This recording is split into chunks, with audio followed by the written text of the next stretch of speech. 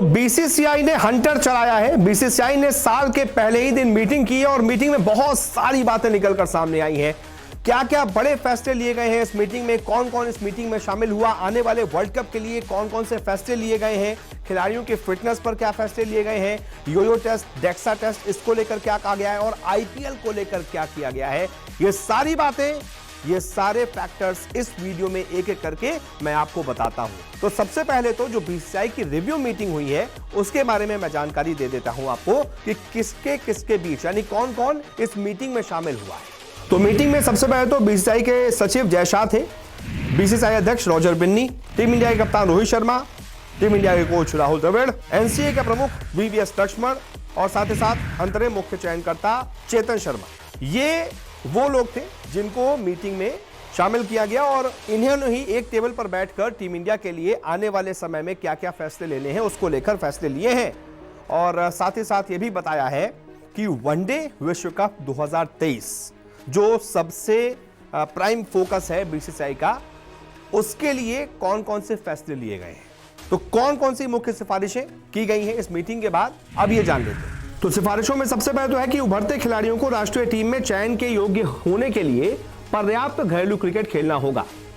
यानी कि ऐसे वैसे आप सीधा मुंह उठाकर टीम इंडिया में नहीं आ जाएंगे कि कहीं एक दो परफॉर्मेंस कर दी, आईपीएल में परफॉर्मेंस कर दी, सीधा टीम इंडिया में आ गए, जैसे कई सारे खिलाड़ियों के साथ हुआ है और हमें उसका खामियाजा भी भुगतना पड़ा।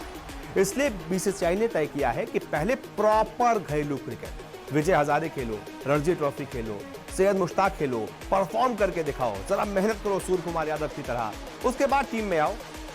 तब आओगे तो सूर्य कुमार यादव की तरह नाम कमाओगे।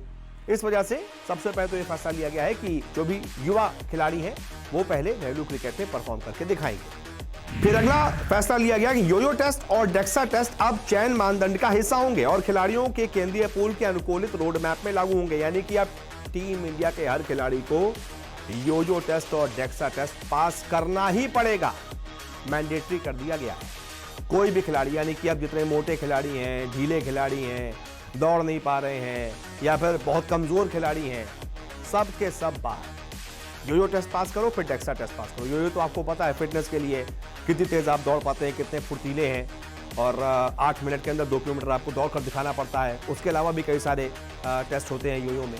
और इसके अलावा डेक्सा टेस्ट, यानी कि आपकी हड्डियों के सैंपल लिए जाएंगे, डीएनए का सैंपल लिया जाएगा, जरा जांच की जाएगी हड्डियों के अंदर कितनी ताकत है या फिर बहुत ज़्यादा कमजोरी है, ये भी देखा जाएगा। बहुत ज़्यादा आप मोटे हैं तो भी बाहर, बहुत ज़्यादा कमजोर हैं तो भी बाहर। तो ये फिटनेस को लेकर खास तौर पर फैसला लिया गया है। इसके अलावा एक और फैसला ये लिया गया कि वर्ल्ड कप 2023 को ध्यान में रखते हुए एनसीए आईपीएल फ्रेंचाइजी के साथ मिलकर आईपीएल 2023 में भाग लेने वाले लक्षित भारतीय खिलाड़ियों की निगरानी करेगा। यानी कि जितने भी जो खिलाड़ी सेलेक्ट किए जाएंगे वर्ल्ड कप के लिए 2023 के लिए, सबसे पहले आपको बता दें कि कुछ खिलाड़ी हैं, यानी कि लगभग 20 खिलाड़ी हैं, जिनके बारे में जय शाह ने बताया कि 20 खिलाड़ियों का एक पूल बनाया गया है, सिलेक्शन किया गया है, शॉर्टलिस्ट किया गया है, उन्हीं को रोटेट कर करके खिलाया जाएगा।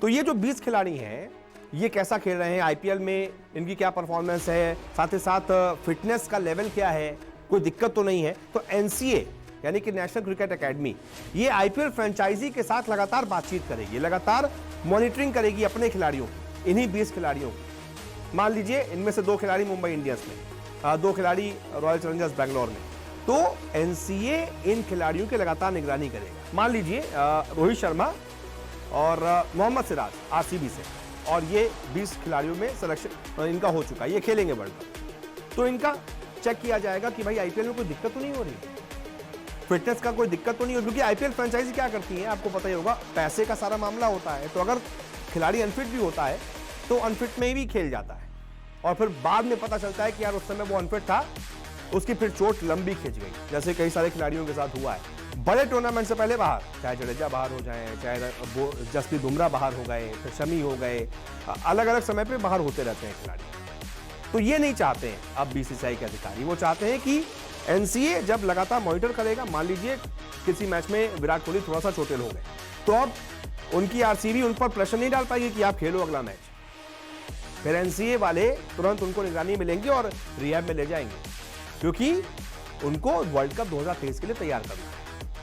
तो ये कुछ बड़े फैसले हैं जो इस मीटिंग में लिए गए हैं। अब देखा दिलचस्प होगा कि इस साल के अंत में होने वाले वर्ल्ड कप के लिए ये जो अभी फैसले लिए गए हैं साल के पहले दिन, इनका असर कितना हो पाता है। और ये जो योयो टेस्ट, डेक्सा टेस्ट अनिवार्य कर दिया गया है, इसका भी क्या असर होता है।